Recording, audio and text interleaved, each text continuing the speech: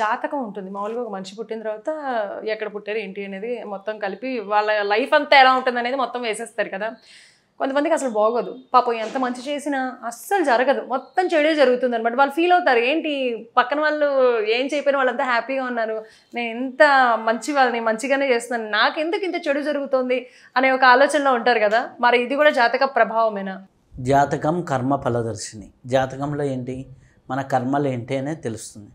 పూర్వజన్మ పాపం వ్యాధి రూపేణ పీడితే, పూర్వజన్మ ఏమైనా పాపాలు చేస్తే అది వ్యాధి రూపంలో వస్తాయి. పూర్వజన్మ కృతం పాపం మనకి నష్టాలు కష్టాలు ఇవన్నీ తెస్తూ ఉంటాయి. అయితే మనం ఏం తెచ్చుకున్నామో ఏం చేసామో దాని ఫలితమే ఉంటుంది. కాబట్టి కొంతమందికి మంచి యోగాలు ఉంటాయి, వాళ్ళని అదృష్టవంతులు అంటారు. కొంతమందికి కొన్ని చిన్న యోగాలు ఉంటాయి, వాళ్ళు దురదృష్టవంతులు అంటాం. వాడి కర్మానుసారం వారి జీవితం సాగుతూ ఉంటుంది. దీంట్లో కొంతమంది హైప్గా ఉంటుంది, కొంతమంది లోగా ఉంటుంది. ఈ అదృష్టాన్ని బట్టేసి వాళ్ళ జీవితాలు అనేది మారుతూ ఉంటాయి.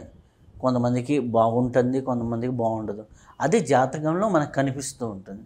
ఇప్పుడు మనకి ఎందుకమ్మా, ఇప్పుడు మనం ఒక 10 రకాల కార్లు ఉంటాయి. ఒక కారు ఒక స్పీడ్లో వెళ్తుంది, ఒక కారు ఒక స్పీడ్లో వెళ్తుంది.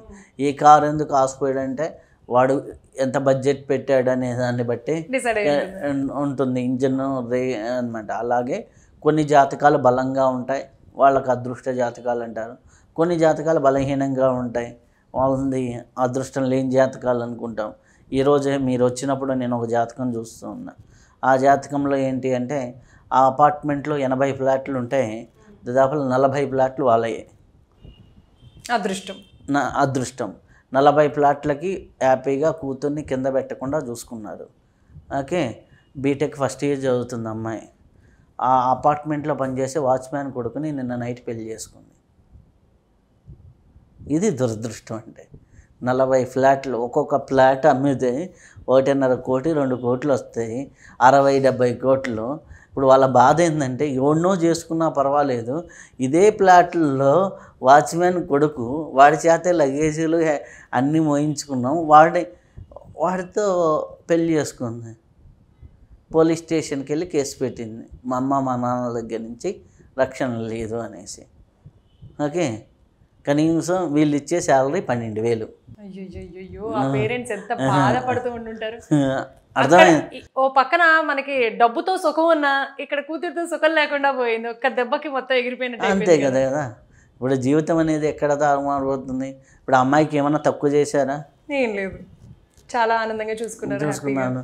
హ్యాపీగా మంచి కాలేజీలో చదివిస్తున్నారు. ఒక డ్రైవరు, ఆ డ్రైవర్తో కాలేజీకి కారులో తీసుకెళ్తాడు, కారులో వస్తాడు. అంత మంచి తండ్రి సెంట్రల్ గవర్నమెంట్ ఎంప్లాయీ, తల్లి స్వయాన బై బర్త్తో ఆమె కొంత ఫైనాన్షియల్గా బాగుంది. ఇప్పుడు ఎక్కడ ఉంది కర్మ, ఎక్కడ ఆగింది అమ్మాయితో అక్కడ అనమాట. ఏం చెప్పుకోవాలి, ఏమి చెప్పలేని స్థితి అంతే ఇంకా అనమాట. సో ఇక్కడ అమ్మాయి అదృష్టాన్ని కొని తెచ్చుకుంది. ఆ బుద్ధి ఎవడు పుట్టించాడు? 19 ఇయర్స్, 18 కంప్లీట్ అయింది, 19 years running. BTech first year అమ్మాయి ఇంట్లో నుంచి వెళ్ళిపోయి, ఫస్ట్ ఇయర్ అయిపోయింది మన మార్చికి, సెకండ్ ఇయర్ చదువుతున్న అమ్మాయి వెళ్ళిపోయి పెళ్లి చేసుకుంటున్నది. ఏ తల్లైనా ఆలోచిస్తుందా? నేను చెప్తుంటే నాకే చాలా బాధగా అనిపించింది. ఇంత బాధపడిపోయి ఉంటారు వాళ్ళ అమ్మ నాన్న ఇన్నాళ్ళు పెంచి. అంటే ఇట్లాంటి సంఘటనలు. ఇక్కడ అదృష్టం ఎవరి చేతుల్లో ఉంది? ఎవడి చేతుల్లో వాడి జీవితం ఉంది. ఎవడి వాస్తవానికి వాడే సృష్టికర్త, ఎవడి యద్భావం తద్భవతి. కాకపోతే కర్మ అనేది లీడింగ్ రోల్ అనేది కర్మ అనేది తీసుకుంటుంది. ఆ కర్మ అది చేయిస్తుంది.